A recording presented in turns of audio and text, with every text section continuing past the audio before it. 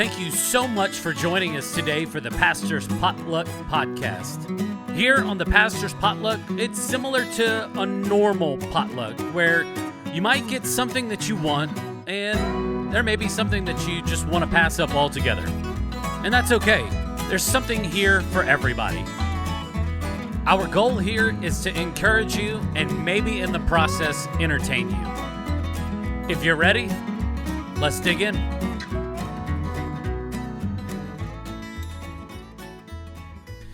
Hey, thank you so much to everybody for joining us once again for another episode of the Pastor's Potluck podcast. Welcome. Hi. We've got an awesome episode today. We do. So Jessica is here with us, and this is our I should say just like our first holiday episode. We talked a little bit about holidays last time on my last one. Just about my love for holidays. Yeah. But this one is specifically about specifically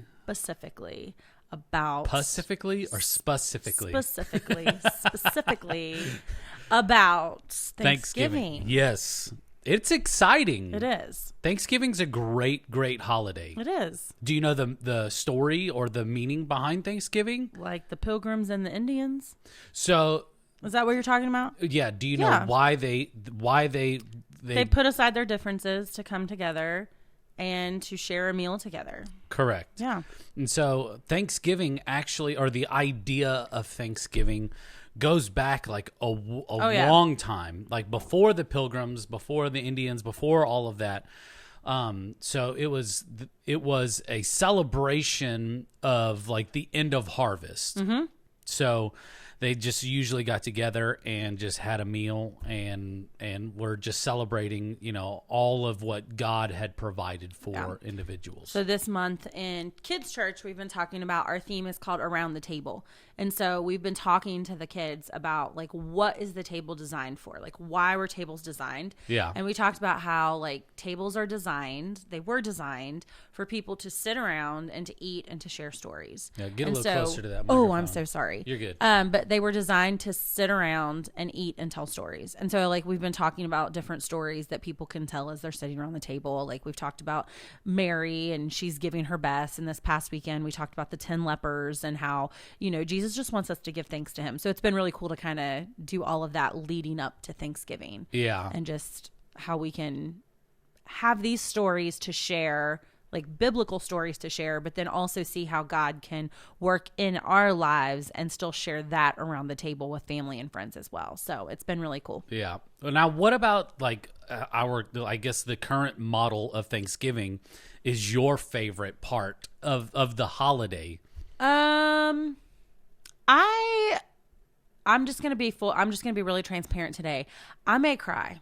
Okay. I'm just going to tell you. It's all right. Today is a really hard day. Oh goodness. We lost my grandma a week before Thanksgiving, almost 17 years ago. And so today has been a really tough day. I've cried on and off all day.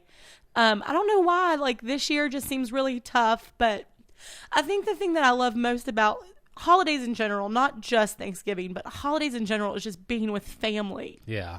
And when that older generation starts to pass away and you don't have that anymore, I think that's what I love about Thanksgiving, though. Yeah. Not that older generation is gone, but those memories, those traditions, those times with family where you get together and you get to have fun and you get to laugh and you get to eat your favorite things. And thanks, Jared. Thanks. Anyways, sorry if you guys can't see the video. I am crying and Jared gave me a tissue, so it's all good. It's good. But anyways, I think that's my favorite thing. It's just those traditions that you build up and the time that you spend with family. Because I think sometimes, and I was talking to somebody about this the other day, I can't remember who it was, but we were talking about this, and I said sometimes we take our families for granted. Mm-hmm. We take them for granted. We think that they're always going to be there. Correct. And they're not. Yeah. And so I think it's important that if you have time to spend it with family and people that you care about, friends, whatever, you need to do it because you're not we're not guaranteed tomorrow. And so and we learned that 17 years ago. A week before Christmas, my grandma passed, a week before Thanksgiving, my grandma passed away. And so I don't know. For me, I think that Thanksgiving is just one of those holidays where it just reminds me to like give thanks for what we have. Correct. Because even though we knew it was coming, it was still a hard thing. But it's one of those things now every year. It's like,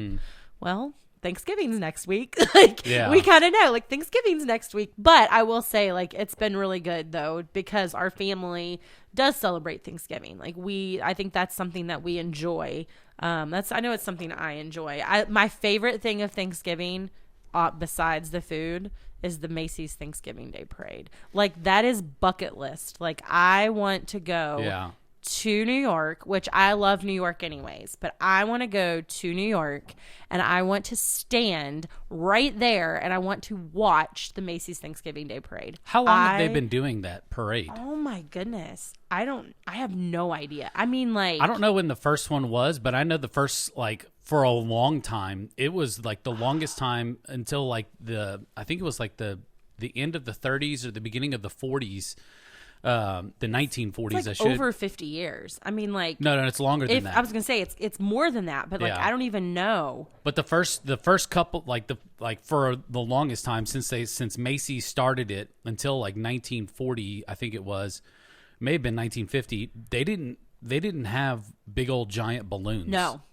So it was just like a lot of like people dressed up in, it's really creepy photos if you can find some, like people dressed up in like clown costumes and you know, marching bands and just like that type of parade. But it wasn't, they didn't do anything with like big giant inflatables for the longest time. Maybe like they some have like floats, classes. but like it's intense to be a part of like that parade. Like they have like classes that people have to take in order to like walk those balloons down the streets and all that kind of stuff, which is crazy. This is how much of a Macy's parade person I am. I actually follow Macy's on Instagram. Don't judge me.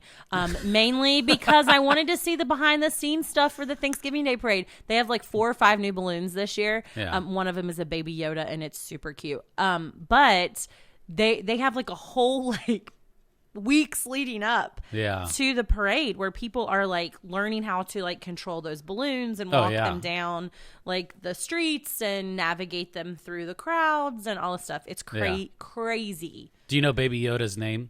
Baby Yoda? No. He has a name. His name is Grogu. I did not know that. Yeah. I would have just called him Baby Yoda. Yeah, most people do, but it's all good. You get a pass. So like getting back on like the actual like day of Thanksgiving, and I'm, you know, my heart goes out to you and in the fact that y'all do get together and you do remember, you know, loved ones that have gone on before. Do you have like any of your grandmother's recipes that y'all still make? Yes. On Thanksgiving. Yes. So the running joke is that with my grandma, it's my mom's mom. The running joke was that anything that she made had to be burnt. So if the fire alarm wasn't going off, then my grandma didn't make it. But she actually really was a really good cook when things weren't burnt. Yeah. But her favorite thing that she cooked was like homemade stuffing or dressing, whatever people want to call it. Yeah. I call it stuffing. People call it dressing. Well, stuffing. It is what it is. So the difference between stuffing and dressing, stuffing is actually stuffed inside the turkey. Okay. Well, then I guess it's dressing. And then dressing would be in the like a big 13 by 9 then pan. she makes stuff. She made stuffing. No, she made dressing. Yeah. So she made homemade dressing, and that was her thing. Like that was her thing. So for years afterwards, my mom was trying to perfect it, and I think she's finally gotten it down. Scott likes it. Yeah. I wasn't a fan of it before. Like I would eat it, but I'm a stovetop girl, so give me my stovetop dressing all day long. But that is one of her things that she was known for, was her dressing, and we still have that to this day. Yeah, that's great. But then my dad's mom, my other grandma, she made homemade pies. And so she was kind of a baker. My mom's mom was more of the cook. My dad's mom was more of the baker. And so my dad still makes a lot of her pies. We still make a lot of her pies for any really like holiday. So Thanksgiving, Christmas, sometimes at Easter too. Very rarely. Excuse me. No, you're fine. But a lot of times we'll make those pies. Banana cream pie is one of my favorites. Yeah. Last year at Thanksgiving, my mom tried her hand out at a family recipe. It was some kind of I don't remember what it was called, but it was some kind of pie, and she like made it from like she made the crust, she made all of it, and it was beautiful. Oh, yeah. It was so pretty. It was actually really good too. I don't have time to make like pie homemade maybe or something like that. I can't remember what it was called, but anyways, it was really, really good. Yeah. She had never really made like the pie crusts or anything like that. Yeah, I don't have time to do that. Normally it's give me a the let's buy it at the Pillsbury. store. Yeah. That's you can pop in the freezer because I've done most of the. Erica had an epiphany that she didn't want to do like any cooking this year, and so it's all up to me, which I'm okay with. But I was trying to find stuff that's quick and easy, already canned filling for like pies and already made crusts. Like I could probably get away with it, but now's not. I didn't have enough time to try to experiment and try to perfect it before Thanksgiving. With a full-time job, we're running rehearsals for worship on certain, on Wednesday nights, and then I just don't have the time. Well, one of the easiest pies to make, and we make this every year. This was my grandma, my dad's mom's, my grandma's. It was her recipe. I say recipe because it's like literally the easiest thing ever to make. Yeah. But she would make chocolate cream pie and a banana cream pie. And literally all you do is you take pudding, a thing of you get your pudding that you need, and then you mix in Cool Whip. Yeah. And you put it on like the graham cracker crust, and then you put it in the fridge, and it is amazing. Like the banana one is my favorite. I love banana anything. Yeah. But the banana cream is my favorite. But then you can put like whatever on it. Now, my mom makes a chocolate pie that Scott is obsessed with. She'll make the meringue. She'll make from start to finish.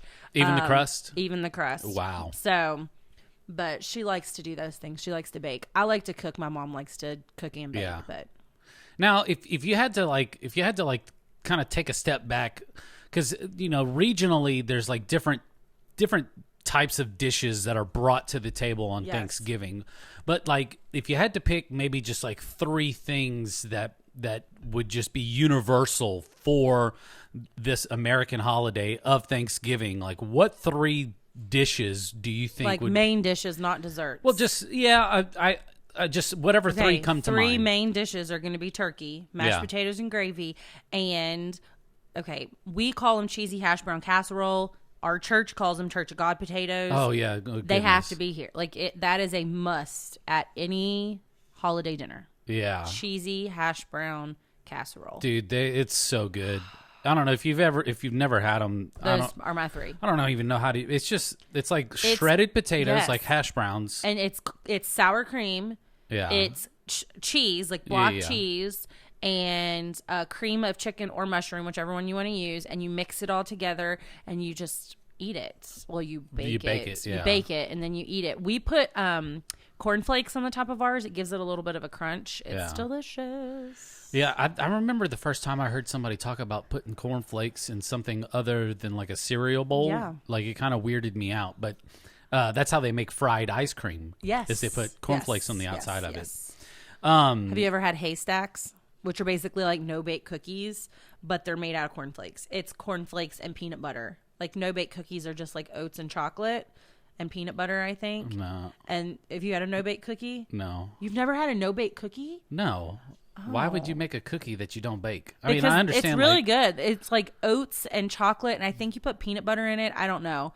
It's my mom's favorite thing. She loves to make those things. So when she makes some, we'll bring you some. But you can also do haystacks also. I'll try it. And haystacks are the same kind of thing. It's just, I don't know if they're all called haystacks. That's what we call them. Yeah. But they're the same type of recipe, but it's peanut butter is the main component of those. And you have peanut butter and cornflakes in it. Actually, you know what? I think somebody made us some no-bake cookies for Pastor Appreciation. Yes, that's no-bakes. Those are no-bakes. But that was like covered in chocolate and everything. Yeah, that's what it is. Okay. It's chocolate. And sometimes people will put peanut butter in it just to kind of keep them held together. I probably want like marshmallow fluff or marshmallow cream or something like that. That would probably be good.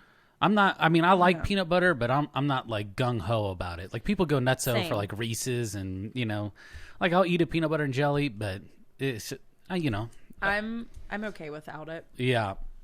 So the holiday of Thanksgiving itself wasn't actually a federal holiday until Abraham Lincoln. Really? Yeah. I did not know that. So I did a lot of digging and research for Thanksgiving.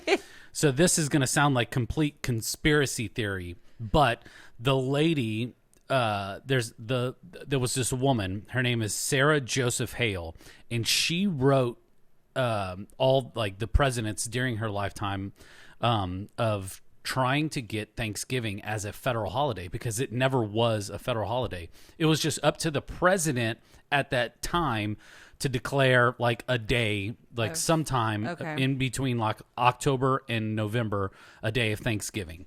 And it wasn't as big as, like, it wasn't like the pomp and circumstance that we do today. Right. Like, you know, family come over, we cook for 3 days, what it seems like, and then we eat leftovers for like 2 weeks. But it wasn't until so this lady, Sarah Hale, she was actually the woman behind the song Mary Had a Little Lamb. And she wrote Abraham Lincoln like constantly saying, you got to make this a national holiday. And Abraham Lincoln actually went with her idea because it was like after the Civil War had started, and he said, I think that this can be a way that people put their differences aside, like you said, and come together around the table and just give thanks for all that we do have. And it wasn't a national holiday until Abraham Lincoln. I did not know that.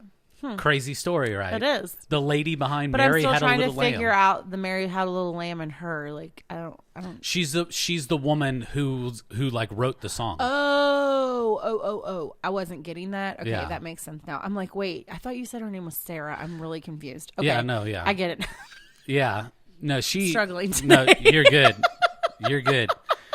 I was like so confused for a minute. I'm like, wait a minute. Well, I was too, and so I had to do like a little bit more digging, and I'm sitting there going, wait, her name is Sarah. Like, what is she? Oh, she's the lady who wrote it. That makes more sense. I was thinking it was supposed to be about her, and I was like, why would you name it Mary Had a Little Lamb when her name is Sarah? Yeah. But it was one of those like sense, weird rabbit trails I got it now, I went down, and I'm like, okay, like trying to learn more about Thanksgiving, because, you know, I don't do a whole lot of research about Thanksgiving. My research is like what kind of stretchy pants I can have for that day.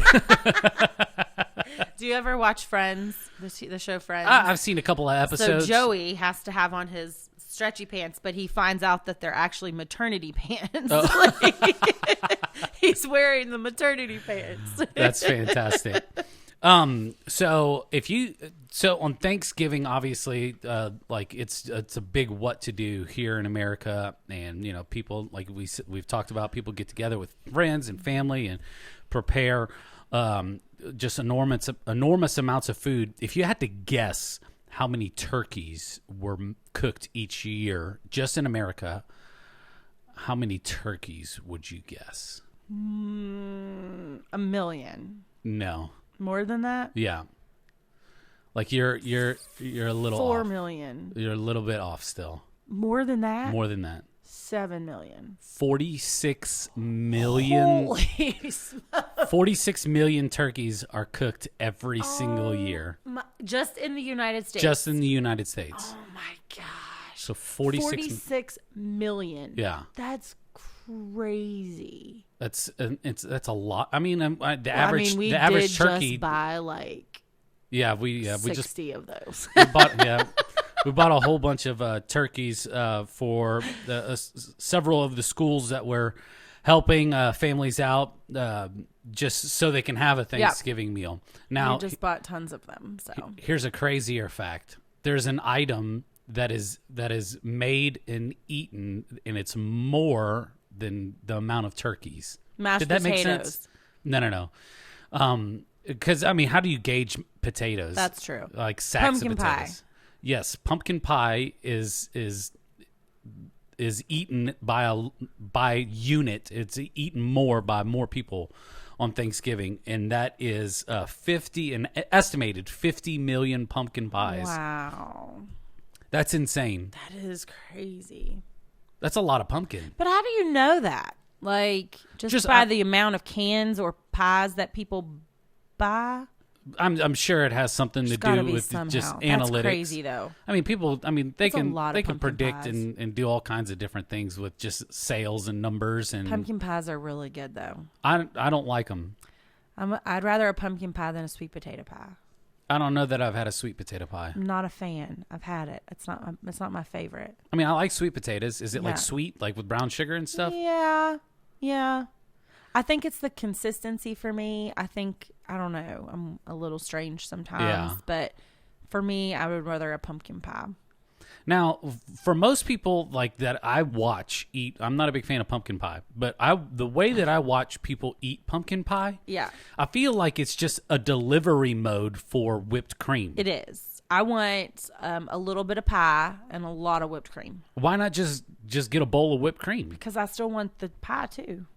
I know, but most people just like the people that I've talked to, they're like, pumpkin pie, it could be like really good or just it could be mediocre. So now the best part is the whipped cream. And I'm going, why don't you just crack open a tub with a spoon? Sometimes you do have to like mask the taste of pumpkin pies. If you don't get a good one, you do have to mask it with the whipped cream. But we just bought a pumpkin pie a couple weeks ago at Kroger, and it was actually really, really good. Yeah. And I only had to put one little dollop of whipped cream on it. But a lot of times I want it all over it. I want a bite of pumpkin pie with a big bite of whipped cream. Yeah. Erica, she loves pumpkin pie. That's like her, like the one thing that she has to have on Thanksgiving is pumpkin pie. She can we can actually just make a meal out of pumpkin pies for her and she would be okay. The problem is she gets like the smallest wedge. And then her plate looks like Mount Rushmore whipped cream on the top. Yes. Yep. It just doesn't make sense. I don't know if I have that much, but I mean at least 2 or 3 spoonfuls. Yeah, no, she's eating the whipped cream like she's trying to whittle it down before she gets to the pumpkin pie because there's so much whipped cream on her plate. Might be me. I don't think I put that much on there. It's like 2 or 3 spoonfuls normally. Yeah. But it also depends on the size of the pie that I get, like the size of the slice. Yeah. So you're more of a pie whipped cream. It's got to be a perfect ratio. Yeah, I got to have the ratio. I think Erica just doesn't even care about the pie but all that much. the whipped cream on it is really good. Yeah. So, I mean, I can't fault her for it. Yeah. I don't, it's just fun. It's like absurd amount of whipped cream and it's hilarious to watch. I'll probably post a picture like this year on social media. Just so you can kind of like get a, I mean, it's, look, where's the pie? like, okay, here's your plate, like right here. So, I mean, the pie, what is probably an inch tall. Yeah. I mean, the whipped cream probably is probably 5 or 6 inches. She needs one of top. The like spray cans. Yeah, no. See, I want Cool Whip. I don't want like the whipped cream. Like, yeah, I want. Dude, what's up with Cool Whip? They don't even do the aerosol, do they? No, it's usually Ready Whip, right? Yeah, Ready Whip. I have tons of it in the fridge from where we did the pie in the face with the kids. Oh yeah. So if anybody needs Cool Whip, just let me know. I have like 6 cans. No, yeah. Like 6 cans. Yeah. So but anyways, so getting back, so 46 million turkeys. Now, have you ever had like deep fried turkey? I have. It's delicious. I think I've had it once. Oh, it is so good. Yeah. Where did we have that? I don't know. I'm trying to think. I don't remember who deep fried that. We had it one year for Thanksgiving or Christmas. I can't remember. And it was delicious. Like it was so good. But so my sister-in-law normally makes the turkey for Thanksgiving. And so for the last, I don't know, 7 years, 8 years, she's like come up with all these different recipes. Oh my goodness. Delicious. Now, are you a cranberry sauce type of person with the turkey? No. Have you ever had because most people just take it out of the can and put it on a plate and it's still like the shape of the inside of the can. No, I'm not a cranberry fan. Like I'll drink like cranberry ginger ale. Yeah. But that's about it. Like I'm not eating cranberries. Yeah. We make one from scratch, but it not like technically from scratch, but starts off with the can, add like pineapple juice and then like candied pecans. Mm-hmm. I'm not a big fan of like pecans or walnuts, just the consistency jacks with me, but my kids love it. and they eat it with the turkey. I'm not a big fan of cranberry sauce. No. I'm more of like I want my savory to be savory, and then I want my sweets to be sweet. Yeah. I don't like to combine the two. Like people that put like bacon in pancakes and then cover it with syrup, that drives me nuts. I do love bacon, and I do dip my bacon in syrup sometimes. Yeah, see, it just drives me nuts. I do, but I don't know if about bacon and pancakes. So yeah, making bacon pancakes. So anyways, that's like it for the Thanksgiving. So we're gonna go into our mystery meat portion, which has something to do with Thanksgiving, but the day after Thanksgiving. Oh my goodness. Black Friday. Dun, Dun, dun, dun. Or Brown Thursday. Isn't that what they've been calling it now since everybody's like opened on Thursday? You know, there's a lot of places not opening this year Oh, I know. on Thursday. I think that's awesome. I think it's fantastic. I think it's amazing because people need that. Like, people need that time off. I can't say that I haven't been the crazy person that's been out on Thursdays, though. I'm just gonna say. I mean, if you're open, I'm gonna come. Especially if you have like killer deals. But yeah. But one thing I noticed this year is like a lot of places that aren't opened have been offering those deals earlier. Like Walmart had a bunch of their deals last week. I got a couple of Christmas gifts last week, and they were Black Friday deals. Like I paid $89 for my own I lost my AirPods, y'all. It was I've been real stressed about those AirPods, and so I'm like, those are expensive. Yeah. I don't know if I lost them or if they got stolen. There's a chance they got stolen, and so that chance is actually way higher than me losing them just because of the timeline of how they disappeared.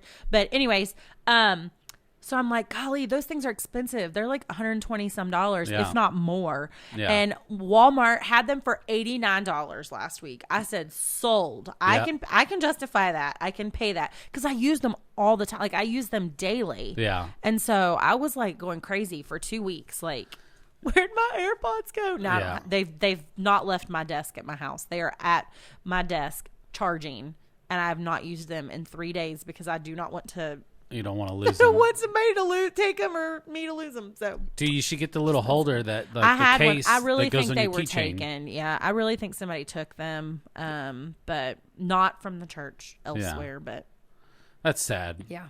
So, like, do you have? So, are you like completely against like going shopping on Black Friday now, or you still go out? No, we do. We don't do it as much, and honestly, up until my brother and sister-in-law got married, we weren't Black Friday shoppers. Megan and her family are Black Friday shoppers. Yeah. We were not Black Friday shoppers until then. And then, man, now, like, we go out. There have been times where we've been the crazy ones that have gone out, like, in the middle of the night. Like, that's just too much sometimes. But we've done that in Indianapolis with my aunt and uncle and my cousins. We've done that. That's been within the last 10 years. We've done that. We went this past year on Black Friday. We went to the mall in Huntington with my aunt. But we were only gone for like a couple of hours, and we didn't go out super early. Like we went, I don't know, probably at like 11 or something, shopped for a couple hours, went to lunch, and then came home. Yeah, and so it wasn't like an all day thing. Now, I will say I lived in Kansas City for 8 years, and Scott and my mom and dad and Megan came out, and Scott was like, we're going Black Friday shopping in Kansas City. And I was like, oh my goodness, this is going to be a hot mess. Yeah. And so he and Megan had kind of like mapped out all these different places they were going to go. So we had Thanksgiving on that so Thursday we had Thanksgiving. Mm-hmm. We ate, we did everything. We took a little nap, and we were out the door headed to Kohl's for their like whatever craziness by like 9 p.m. We were out all night long shopping, and we still laugh about this to this day because we were in line at Kohl's, and it was so cold. Like, it's freezing in the Midwest. Oh, yeah. It's just freezing. So it was like, I don't know, midnight, somewhere around there. We'd been in line for quite some time, and the local gas station had people coming around and giving away donuts because people have been standing in line for hours. Yeah. People get crazy with their Black Friday shopping. Like, they will literally stand in line all day. Yeah. I'm like, there is nothing in that store that I want that bad that I'm going to camp out in line all day long. Absolutely not. Nothing. nothing. So we had been in line this whole time. It's freezing cold outside. And the people come up to my mom to ask her if she wants a donut. She's got her hoodie on. And it's all like tied up around her face. And we all still to this day laugh because she was like, they were like, you want a free donut? And she's like, no, like, I don't want to be here. Like, she was so mad at us that we had made her go out all night long. And that's funny. And Black Friday shop. So we've done the all night thing. We don't do it very often, but we have done it. And like I said, last year we went out on Friday, but I don't think we did anything on Thursday. Dude, I did it once. It's just so crazy. I did it once, and it was like the saddest thing ever for me because the holidays, I have a love-hate relationship with the holidays. So, like Thanksgiving, I love it because the only obligation is to cook some food, get together, and eat, and hang out with your family, take a nap, get up, and rinse and repeat, like all day long, depending on if you do like Thanksgiving lunch or dinner or whatever. We just leave the food out all day long, and then you just eat it's whenever. Just like a buffet. You eat it all throughout the day. Yep. And, but like with Christmas, like the obligation that comes with it, with like everything, obviously we do things for the kids and we get some gifts and some things that they need, clothes and, a couple, we do like a gag gift every once in a while. Like one year, I think I wrapped an avocado for each one of my kids, just to see their reactions. I can't get away with it now because my oldest would probably throw it right at me. But we went out and we were doing Black Friday shopping, and it was like right around the time that like Michael Kors purses were like the big thing. Like this was maybe 7-8 years ago or whatever.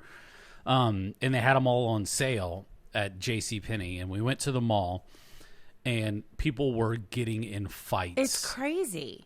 And there was this lady, like just like she didn't get a purse, and she was on the ground crying, and I'm sitting here and I've got a purse in my hand because my wife really wanted one. And so like I literally like argued with myself, like, do I get what my wife wants, or do I try to make this lady's day?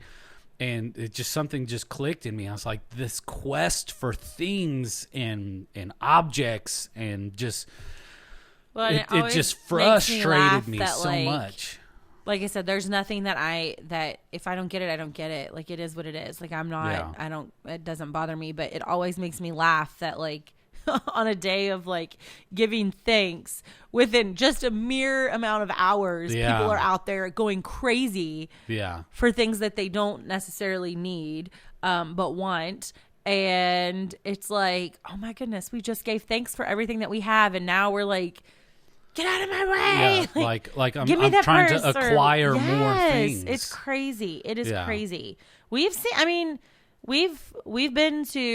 been to big cities. I mean, Indianapolis is a big city. We've been Black Friday shopping in Indianapolis. We've been Black Friday shopping in Kansas City.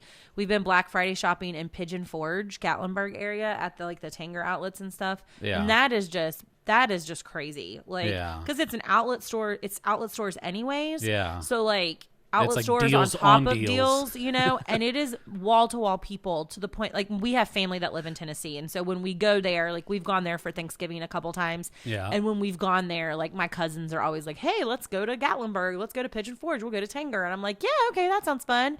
And then you get there and you're like, this is not fun. Like there are too many people. No, the mall last year in Huntington was ridiculous. I mean, like, and of course we're still kind of in the thick of COVID at that point in time.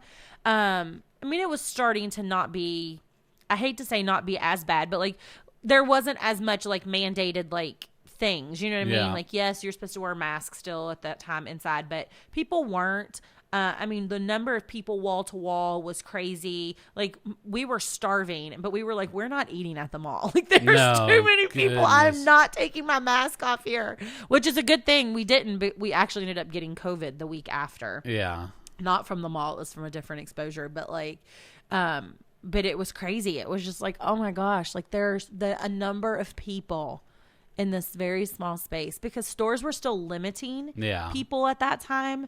at most stores, and like the mall was not limiting anyone. Like anybody who wanted to come in could come in. And then we went to Kohl's after that, and Kohl's was limiting people. So you still had your little like lines of like spread out. Like here's where your group stands. Here's where your group stands. Yeah. We stood outside of Kohl's for like 20 minutes, which that's fine. I'd rather stand outside than to have 500 people in your store packed because it's too much. Yeah. So crazy. It's just, it's just one of those things for me. Like, I get it, because people can get like some really good deals, and maybe you got like a pay raise like earlier in the year and you're able to like get some better gifts for your family this go around for Christmas, and you can get, like they sell like cheaper TVs. Like they're not like the name brand stuff. It's just like the brand of the TV is just TV, but you can get like a 85-inch TV for like $200 or something.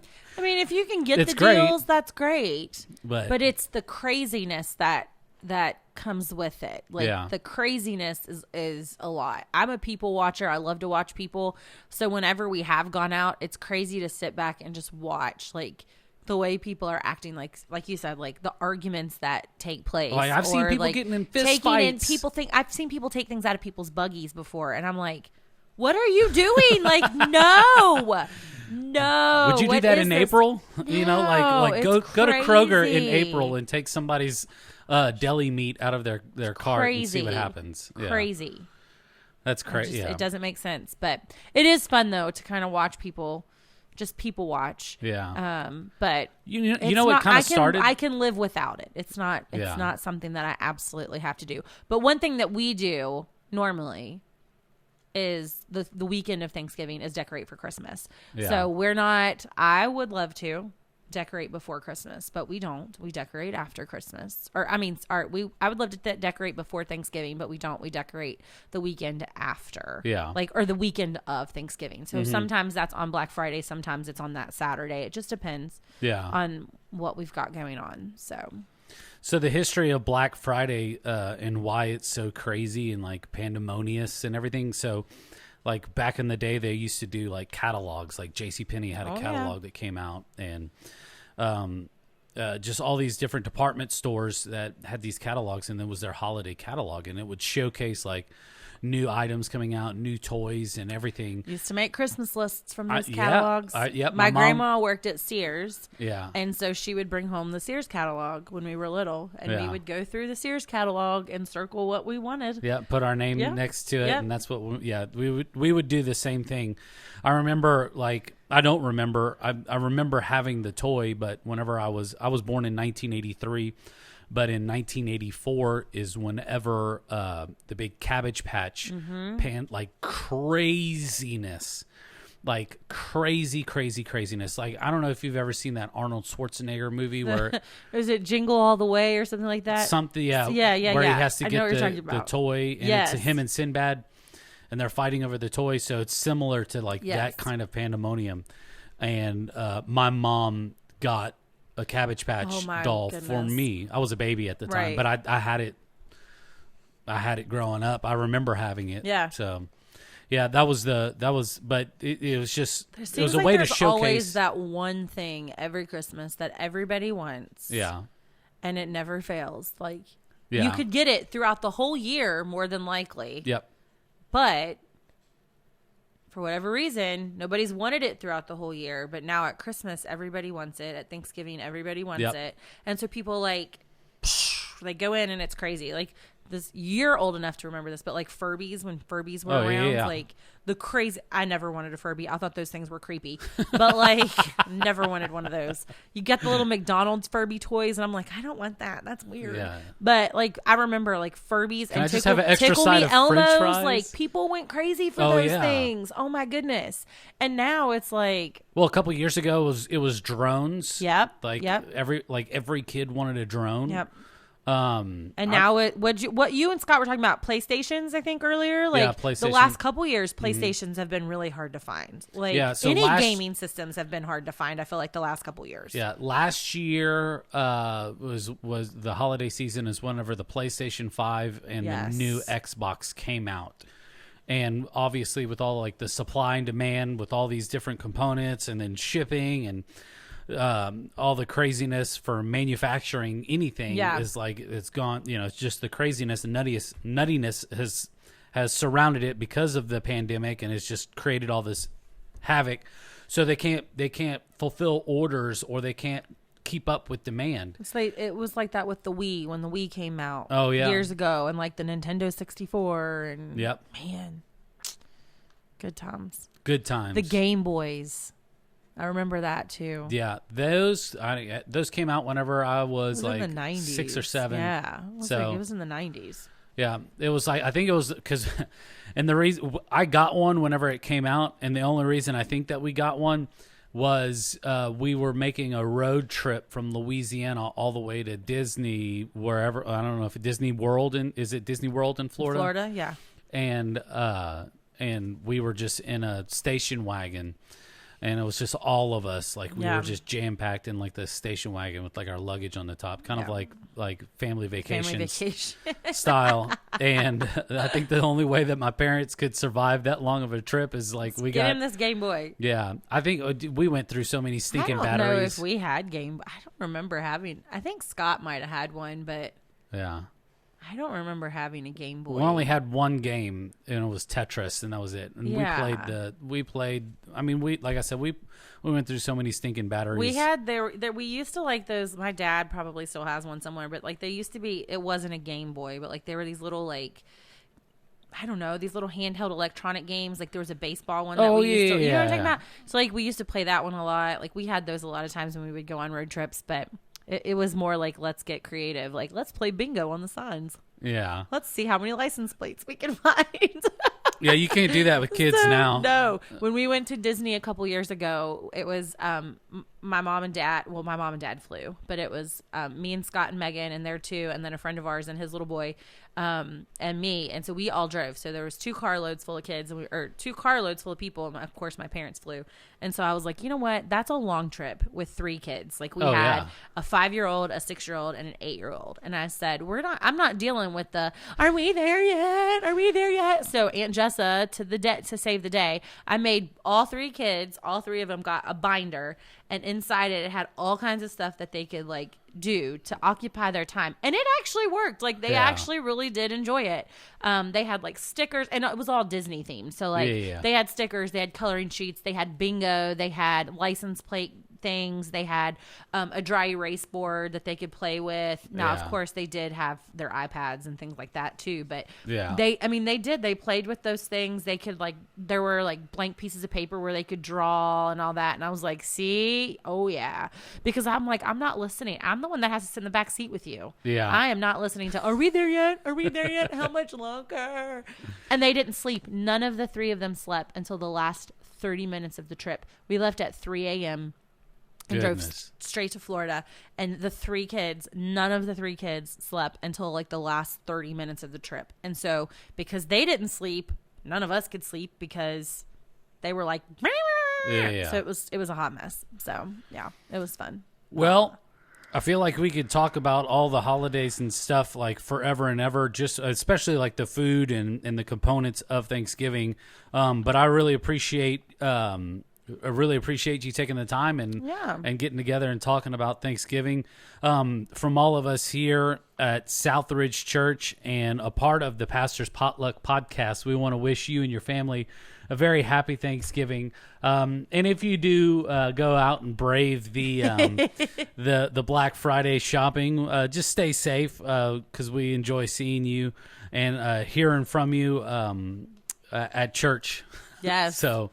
Once again, thank you so much. Thank you so much for all of our listeners, and share this with somebody who could probably chime in and let us know, or just, hey, maybe they'll enjoy this conversation. But thank you once again, and we'll see you all next week. See you later. Thank you so much for listening in with us today. We really appreciate it. If you haven't done so already, go ahead and hit that subscribe button. You can also follow us on social media, on Facebook, Instagram, and you can also watch the video version of this on YouTube as well. All you have to do is search up the Pastor's Potluck Podcast. From all of us here, we want to say thank you, And we'll see you next week.